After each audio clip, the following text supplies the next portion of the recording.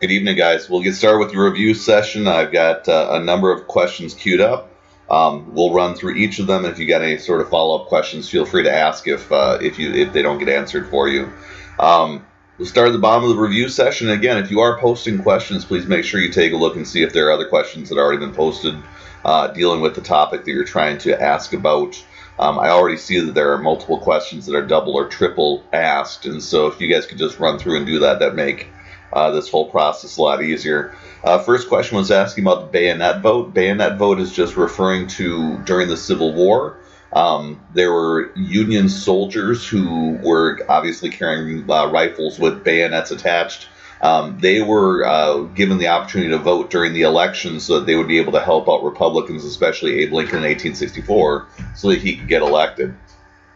Next question, what is the Crittenden Compromise? Crittenden Compromise is going to be the deal that is attempted to be struck right before the Civil War got started to try to figure out ways to create like a brand new 3630 line that goes all the way out to the west coast of the United States. North of that would be free, south of that would be slave, and the hope was that they could work out some sort of Henry Clay style compromise before the Civil War got started, but after Lincoln got elected. And Lincoln rejected all of that. He said that if he started compromising at this point after he got elected as the first Republican ever elected, then it really didn't mean anything because it was being overruled by the blackmail of the South. Do you need to know about Minnesota's role in the war as far as a testing item for the test tomorrow? You're in a U.S. history course, not a Minnesota history course. So I'd assume that you could hold on to those stories, though, about how important they were at Gettysburg, but otherwise they're not going to be testable material.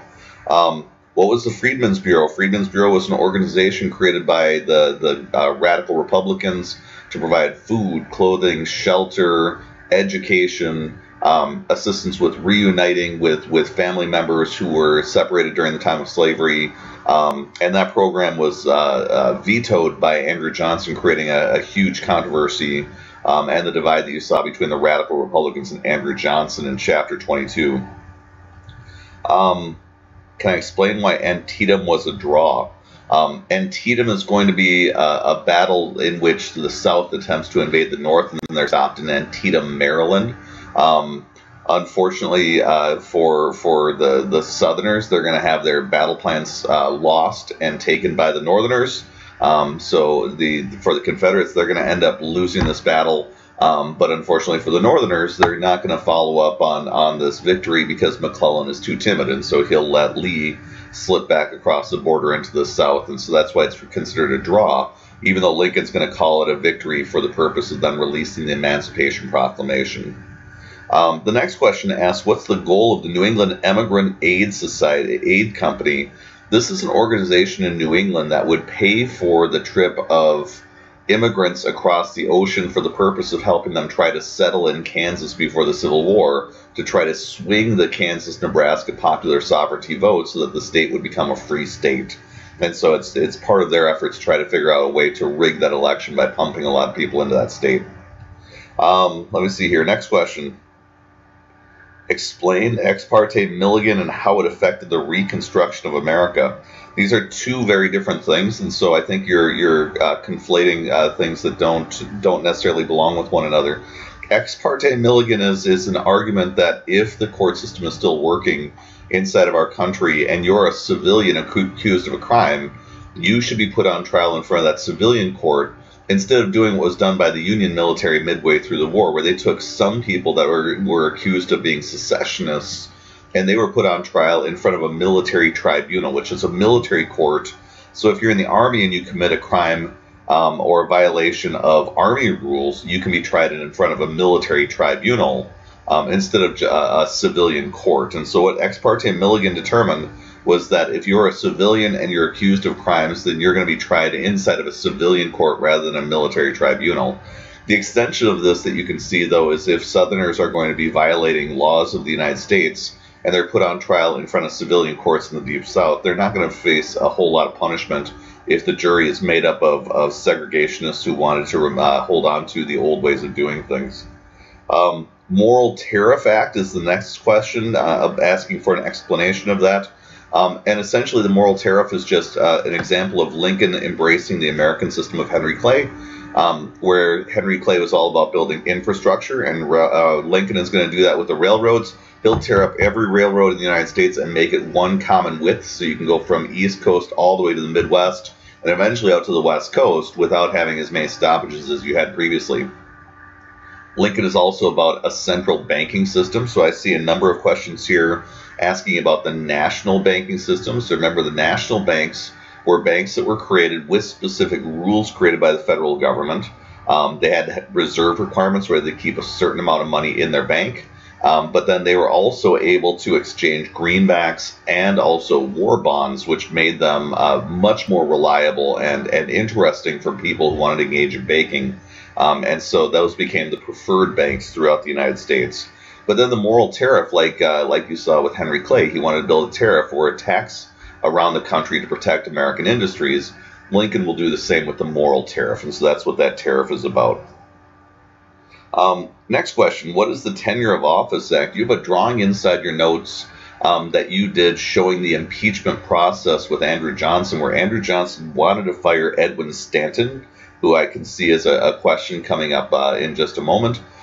So Edwin Stanton was the Secretary of War. He was approved by the Congress to be Lincoln's cabinet member. When Johnson became president, the radical Republicans created the Tenure of Office Act, which said anybody confirmed by Congress needed to be then approved for their firing by Congress, in a decision, in a law that's very much rigged just to attack Andrew Johnson, and later it was just wiped off the books.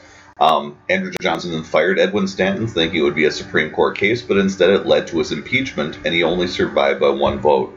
So the Tenure of Office Act is an attempt by the radical Republicans to derail Andrew Johnson because they hate him so much. Edwin Stanton is the Secretary of War, who's a radical Republican, who is a thorn in Andrew Johnson's side during Reconstruction.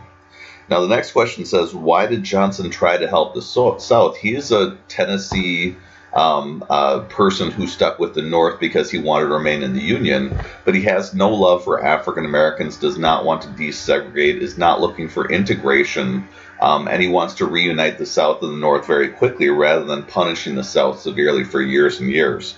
And so that's why Andrew Johnson is doing what he's doing. He thinks the radical Republicans are going too far in trying to radically change the way the relationship between African American and white has been going on. So Johnson's going to work very actively to try to slow down Reconstruction as a result. Nick, your question about why is Antietam important? It's the first of two invasions of the North by the South, trying to create a Saratoga-style moment where they're trying to get Europeans to jump down on the side of the South so that they can then have an alliance that they can then use against the North. South's failure to win at Antietam and later on their failure to win at Gettysburg, both of which are going to be turning points where the North is then going to keep the Europeans out of the war, and that's going to then give the North an advantage because the South is struggling under the Anaconda Plan, which is causing them a lot of problems. Question. As soon as the Anaconda Plan at the beginning of the Civil War was a blockade around the entire exterior of the United States along the Atlantic and the Gulf of Mexico, trying to stop cotton shipments from getting over to Europe. Second part was taking over the Mississippi River. Remember, that was Ulysses S. Grant, who was the most important person for taking that territory over.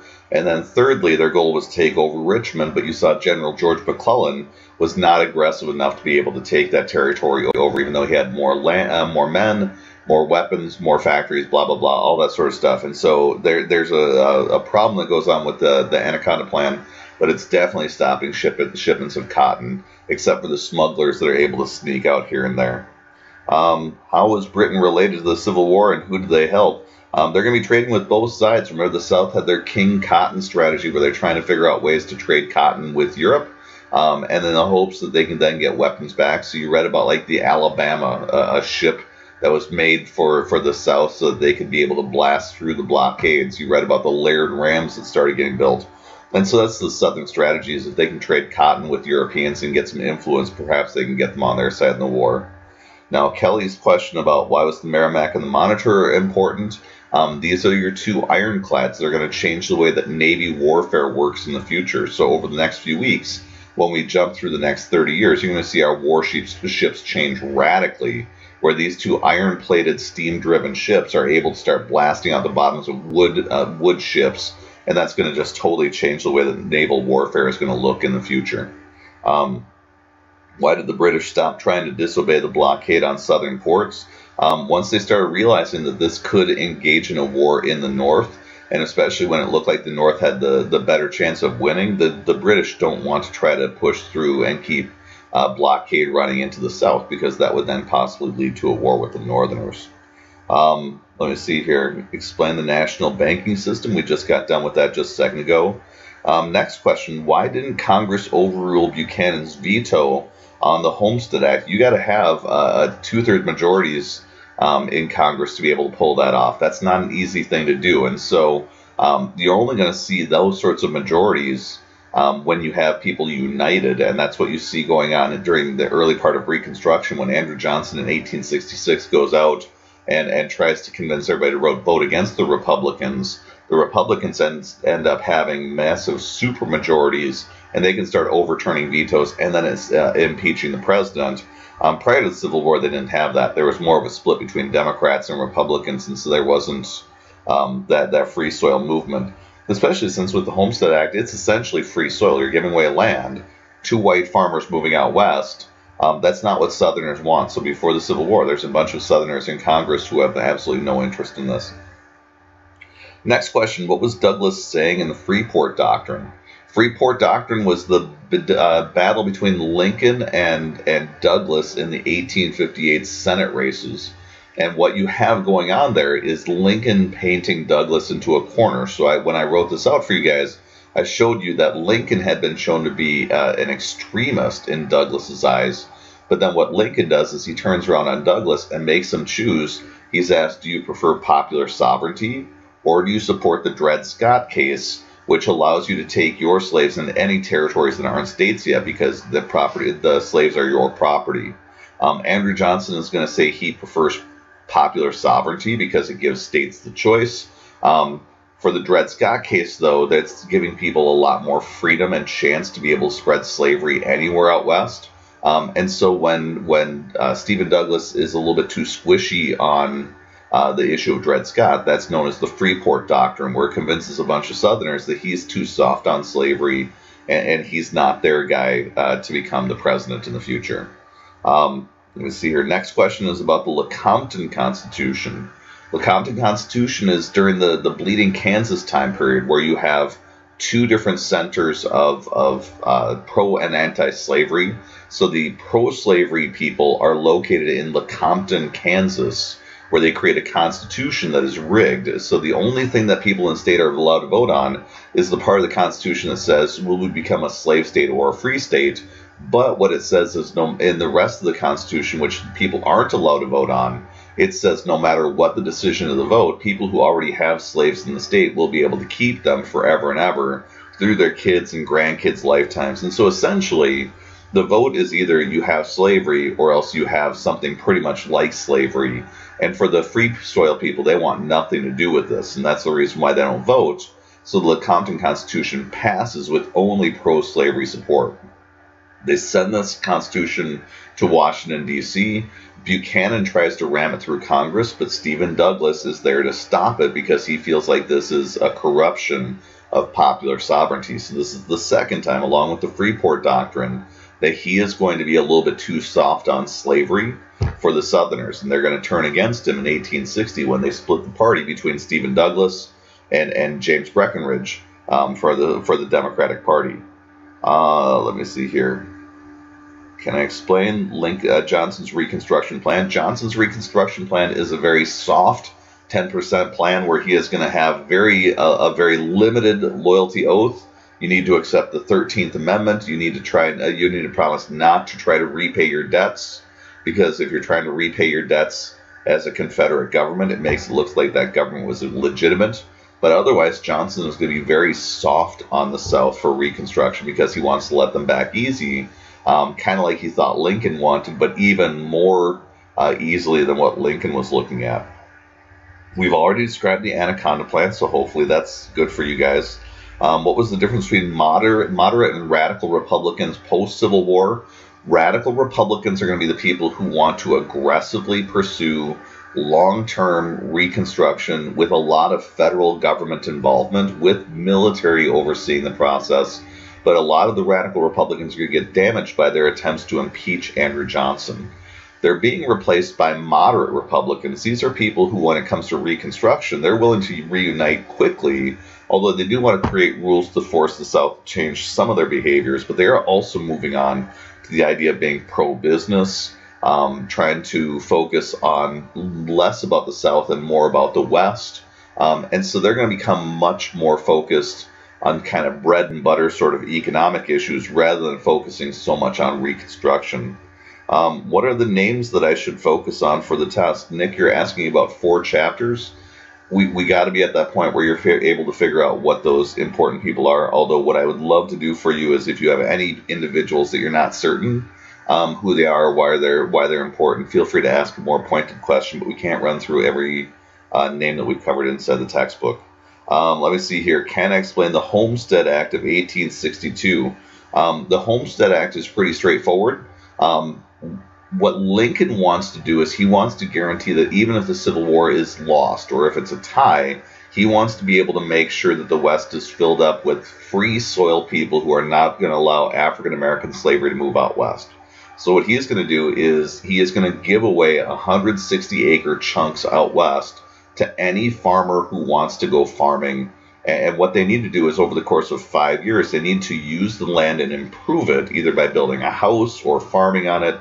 And at the end of 5 years, they're either going to get that land for free or else for just a teeny tiny style charge of money, and then they'll be able to own that land. And so the goal is to get a bunch of northern people to move out west to fill up the land. So even if the South wins the Civil War, they're going to find the entire West is filled up with people who have already brought out their free society ideas that will then block the expansion of slavery out in the western frontier. Final question I see here, what do I mean by a Saratoga-style battle? We established in the American Revolution the idea that Saratoga was the most important battle of the American Revolution. And the reason why it was important is because with this battle, the American revolutionary forces were able to defeat the British and convince the English and the French and the Spanish that they should jump in on the side of the United States against the British. Even though they'd been holding out for so long, they wanted them to feel like this was an opportunity then to jump in against a common enemy because the Americans had a chance of winning. So when I've been mentioning these Saratoga-style moments with Antietam and Gettysburg, they've got the same sort of idea. Their King Cotton strategy is the idea that England and France might want to jump into the Civil War on the side of the South to help them out in winning the war against the North. But they need an example, a piece of proof that actually shows that the South has a chance of winning this war. So Antietam and Gettysburg are 2 invasions of the North by the South, and these 2 invasions, if they're successful, will convince the Europeans to rethink being neutral in this war, and perhaps they'll jump in on the side of the on the side of the Confederacy to help them defeat the North. Their failure to do that, though, means that they're not going to get an alliance with the English and the French, and on their own, they're struggling in that war of attrition where the North is wearing down the Southerners and beating up on them pretty heavily. I'm going to give you a second because that's the last question that I see on the board here. And so if you've got any other questions or problems, feel free to chime in at this time, or else feel free to send an email later if it pops up for you guys. What I typically find for this unit is we're able to cover a good amount of content because you've covered a lot of this stuff previously, but you still may have some questions or concerns. Keep in mind, though, at this point, you know what you're doing in this class. You've gotten a study strategy down, and so it should be working for you. And if it's not, be thinking about what specific questions from the textbook still is not making sense, and what sort of help I can give to you, because we still have a good amount of time before your test takes place tomorrow. For you guys also, remember 2 different things. You get to throw out 1 test per quarter, and we're at that point where we're getting very close. We have this test. We then have a test right after winter break, and then that'll be our last test for the semester, except for our final exam. And so our grades are coming very much close to the very end. Also, for you guys, let me see here. We do have a final exam. That final exam is going to be comprehensive for the first semester. But we'll be talking more about that as well. So I've stalled long enough so that I've got 2 more questions. Can I explain the Dominion of Canada? The Dominion of Canada is going to be the newly independent country of Canada that has a limited amount of independence. So it's still part of the English Empire, but it's now going to be governing itself. And so, let me see here. And so they're going to be gaining a level of independence, and that will cause some tensions because they're going to be trying to decide if they're with the North or with the South, or if they want to remain neutral. Let me see here. If Bull Run was the first battle, what about Fort Sumter? You've got two different things going on there. Fort Sumter is your first battle of the Civil War. Bull Run is your first land battle that'll be taking place, and it's the first like really authentic army versus army sort of battle you see happening. Is the next lecture on Tuesday? My plan is I've got a simulation that we'll be doing this upcoming week, and so we'll be interspersing simulation game and lecture. But since we do have a shortened week and I won't be seeing you guys on Friday, we will be diving into content on Tuesday dealing with Chapter 23. Let me see here.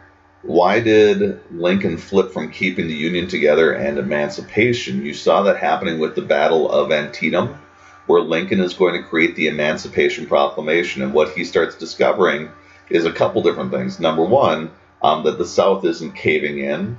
Number two, he's got problems holding the country together on strictly the idea of fighting for union, because it's obvious that the South doesn't want to stay united. And there are a lot of people who want to get into a war to try to free the slaves, especially since you could use the slaves to enhance the northern numbers in fighting against the South, especially if you integrated African Americans. And finally, when you think about slavery, Lincoln is very canny with his Emancipation Proclamation, where it's going to destabilize the South by hurting their economics. And so when they announce to every Southern slave that they're now being set free, this is going to be something that will then be highly disruptive to them. Let me see here. What was the Peninsular Campaign? That was the highly elaborate plan that was put together by McClellan to try to take over Richmond, Virginia. It failed massively, and Lee's counterattack eventually led him all the way up to Antietam. So that's going to be the sequence that you see going on there. Is after months of waiting for McClellan to act, he fails, and then Lee almost is able to win the war by getting British and French recognition after winning an invasion into the north. And thankfully, Antietam was a loss, so that wasn't an eventuality. Let me see here. What was the Wilderness Campaign?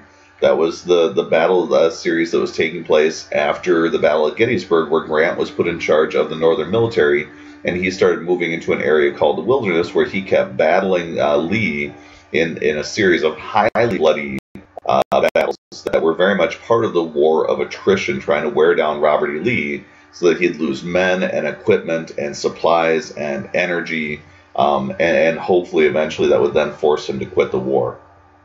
Why did the Union burn Confederate cities like Richmond and let the people evacuate?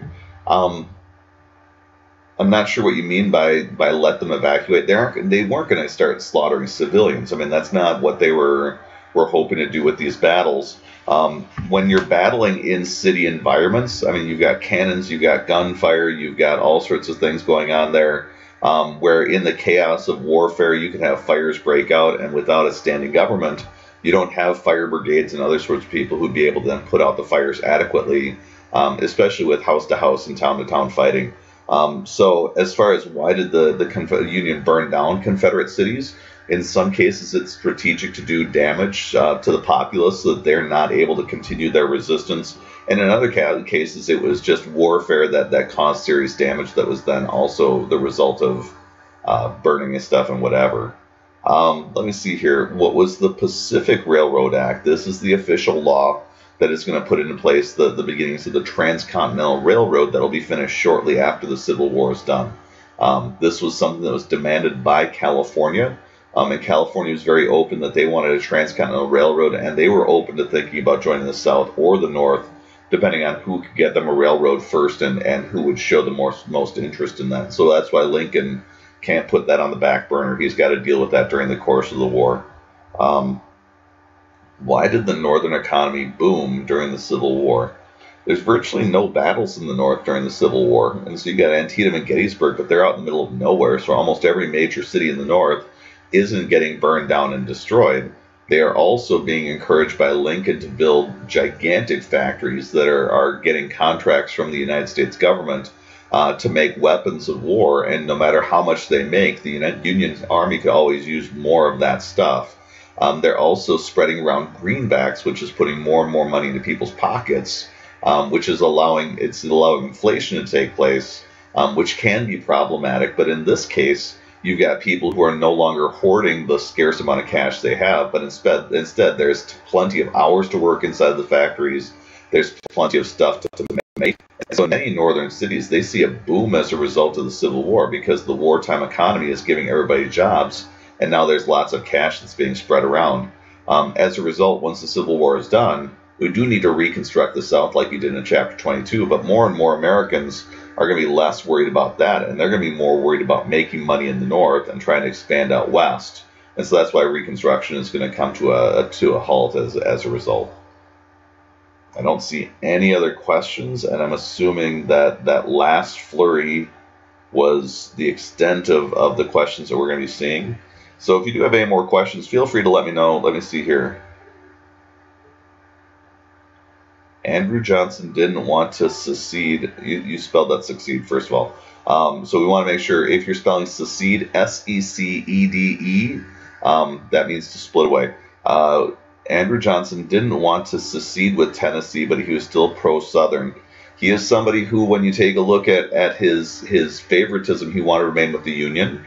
So he wanted to keep the United States together, but he also was somebody who was very much not in favor of desegregation efforts, and he's very suspicious about the radical Republicans and how extreme they are. So his vision of Reconstruction is very much like Lincoln, binding up the wounds. You're fine about that. Don't worry about a thing. It's very much about binding up the wounds of the nation and reconstructing quickly, rather than making it a really long, drawn-out reconstruction. So Andrew Johnson's problem is less with Lincoln and is more with the radical Republicans once they get it cranked up. And start talking about all these changes to the Constitution and other sorts of things that are aggressively trying to move, not just move to getting rid of slavery, but also create equality for African Americans. I see no other questions for tonight, and so hopefully you guys are all good for tomorrow. I'm excited to see you guys tomorrow. I'm excited to move into post-Civil War. Congratulations. There are 41 chapters in the textbook. You are finishing up Chapter 22. So we are over halfway done with your content. You have done fantastic work during the course of this year, and hopefully what you'll find is what I find with a lot of my students moving forward, that at this point the content becomes a little bit easier because it's a little bit more pertinent, especially as we move closer and closer to the stuff that we have for today. So thanks for joining the review tonight. Hopefully everything goes well. Again, don't hesitate to let me know if you got any more questions or problems. But hopefully do well for tonight and do great tomorrow. Have a good night, you guys.